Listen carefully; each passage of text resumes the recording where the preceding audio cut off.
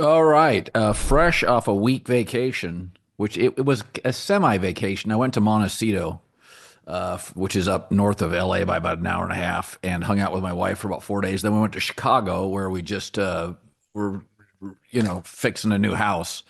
As people know, I'm moving some of my stuff there. And so most people go to sun and golf. I went into like 12 degrees, but I had a great time. I went to a Suns Bulls game Saturday night. Met Justin Isbia, the Matt Ishbia The owns Suns, the yeah. Phoenix Suns. Justin, his brother Ishbia, met He's trying to him. buy the White Sox. He's trying to buy Really, the White Sox, right? Yeah, I think he tried to make a run at the Twins. I don't, I know he likes baseball. He's got a minor league team in Nashville and a lot of business in Nashville. Could not be more down to earth. Justin Ishbia, really nice guy, invited me to a party to get welcomed into the neighborhood, and just happened to be at the Suns Bulls game. So I had a good time. I didn't go to the Sun. I'm going to do that in April on a vacation. But before we get started, the one thing I wanted to touch on with you, and it's not football, so we can ramble and talk about a bunch of stuff.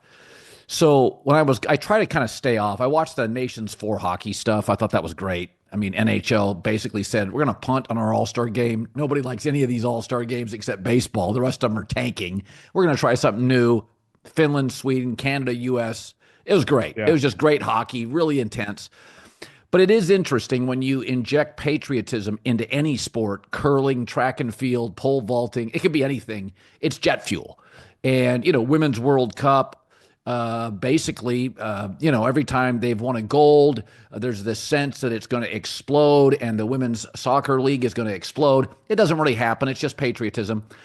And there was a lot of talk during the break that I can't believe ESPN's letting go of baseball. Either can I. But what's interesting isn't that they signed the NBA. That's not interesting because the NBA's got iconic franchises: Sixers, Celtics, Lakers, Warriors, Bulls, Knicks, and it's got iconic stars. It's always been a star-driven league. Anybody that's a sports fan, even a casual, can name 12, 15 guys in the NBA right now. But what's amazing is ESPN signed hockey along with TNT to a $4.5 billion deal 7 years, a few years ago.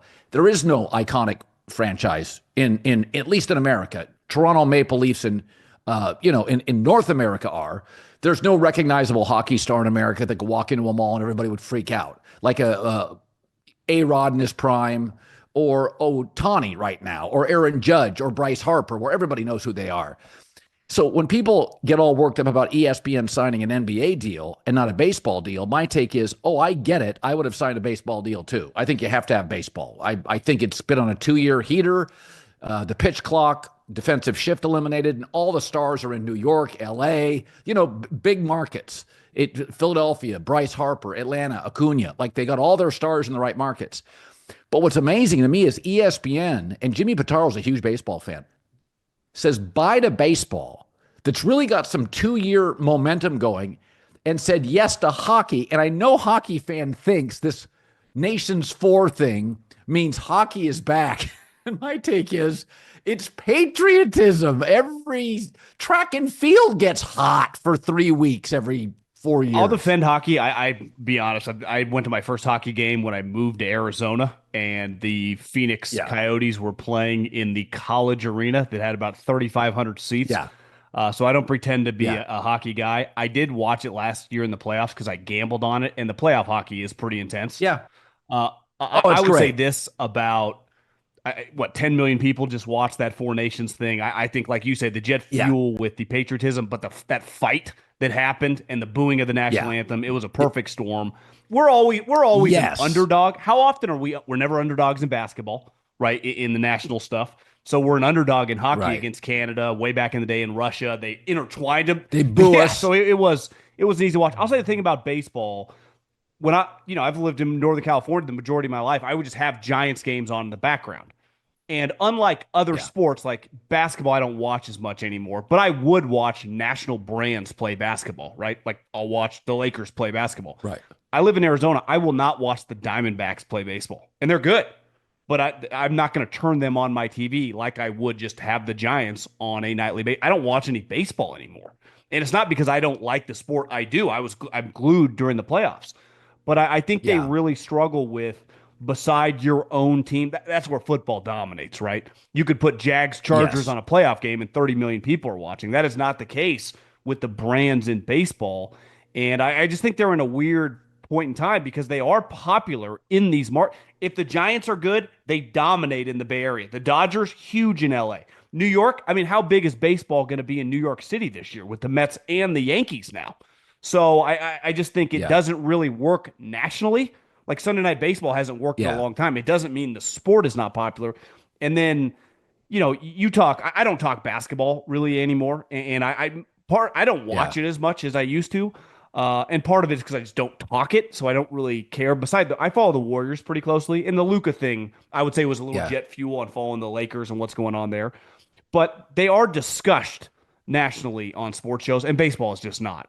Well, yeah. And here's the thing that for all the NBA critics, I say this, it's inbred. I mean, basketball, we all shot a basketball. It could be in a farm on a back of a barn in Iowa.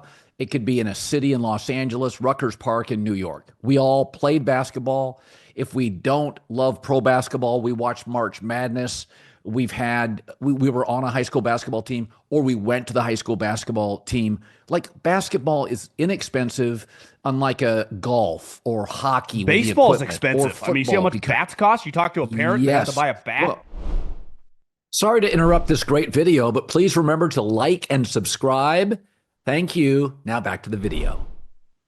Or football, where it kind of cancels out smaller Yeah. kids, right? Like basketball, when you're in high school, at most high schools, if you're 6'2", you're a big kid. So basketball's part of us. And I mean, it's the biggest superstar in the history of American sports is a basketball player.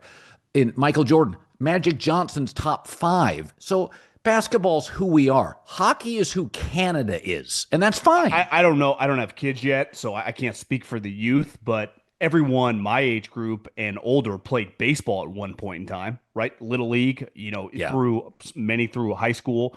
I do think it's just lost its cultural relevancy, separate from the playoffs. Like, you always talk about college basketball is now just March Madness. I think baseball, from a national perspective, is basically just the playoffs now. But but think about this. Baseball runs unopposed. And if you're a sports network like ESPN, you're dying for filler in May, June, July, Yeah. and August. You're dying for it. That's baseball. It's tonnage. Hockey, a big chunk of its season is October, November, December, January. It's like, guys, and now with the college football playoff, December's off the board What's your for take? hockey. Did you see Manfred's statement? I mean, clearly they're angry because they turn on. No one's ever talking about them ever. So maybe from their perspective, right or wrong, and you could argue it's wrong because their platform is still relatively big. Right. They were never going to discuss baseball beside putting on the games. So my take is right now, because Ohtani's a Dodger, Bryce Harper a Philly, Aaron Judge a Yankee, Mookie Betts, Freddie Freeman, Acuna in Soto hit a Atlanta. home run in his first at bat in spring training. Yeah, and the Mets and the Padres.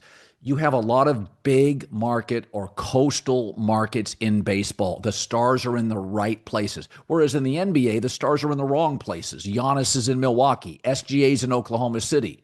Luka now is in the right spot, but Jokic is in Denver. So you have a lot of players in the NBA. Thank God for Jalen Brunson. I mean, a lot of guys in the NBA are in the wrong markets. In baseball, they're all in the perfect markets. You don't have all your stars in Cincinnati or Cleveland, and that's nothing against those cities. But I just thought for ESPN, I'm like, guys, 2 years ago, you signed a 7-year $1 billion deal on hockey. And I'm a sportscaster. I can't name 6 NHL guys, and I respect the hell out of the sport, but it's not a talking point in my industry. I'll say this too, that and this, you got to be careful with small sample sizes. But if you come to the Scottsdale area in the month of March when spring training, I mean, the Dodgers play out where the Cardinals play in Glendale. That place, Yes. you're shoulder to shoulder. I mean, I'm talking thousands of people every single game. The Cubs, the Giants, who have been bad. are in the heart of Scottsdale. This thing is a cash cow for them. The amount of people that come to this area to watch spring training baseball, these are West Coast teams. I mean, this is the Padres, the Dodgers, the Giants.